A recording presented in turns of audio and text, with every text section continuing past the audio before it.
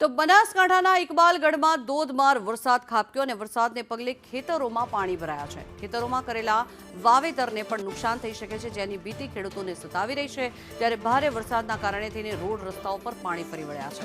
આ દ્રશ્યો આપ જોઈ રહ્યા છો ગરનાળા અને ગરનાળાના પણ 15 ફૂટ જેટલું પાણી ભરાઈ જતા ગરનાળું બંધ કરવામાં આવ્યું છે, જેના કારણે થઈને વાહન ચાલકોને ભારે હાલાકી પડી રહી છે।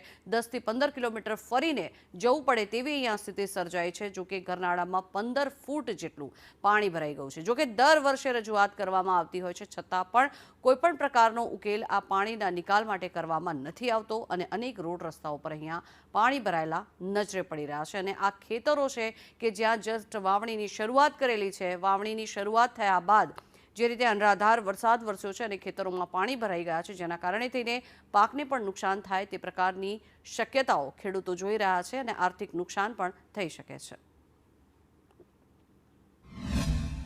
અમીરગઢ તાલુકાના ઇકબાલગઢમાં મોડી રાતથી જ ધોધમાર વરસાદની બેટિંગ થયેલી હતી। મારા પાછળના દ્રશ્યમાં આપ જોઈ શકો છો, આ છે ઇકબાલગઢના જે ખેતરો આવેલા છે, જે ખેતરોમાં વરસાદ પડતા જ ખેતરો બેડમાં ફેરવાયેલા છે। ઇકબાલગઢના મુખ્ય માર્ગો કહેવામાં આવે છે, અંડરબ્રિજ પણ આજે 15 ફૂટ જેટલું પાણી ભરાયેલું છે।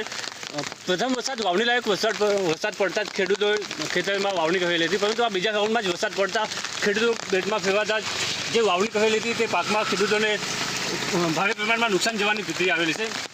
તેમજ ઇકબાલગઢ હાઈવેથી ઇકબાલગઢ બજારમાં જવાનો મુખ્ય માર્ગ છે, તેમાં પણ ઘૂંટણસમાં પાણી ભરાયેલા હોવાથી તમામ નાના મોટા વાહનોને ખૂબ જ હાલાકી પડેલી છે। અશોક જણાવશે સંદેશ ન્યૂઝ ચેનલ।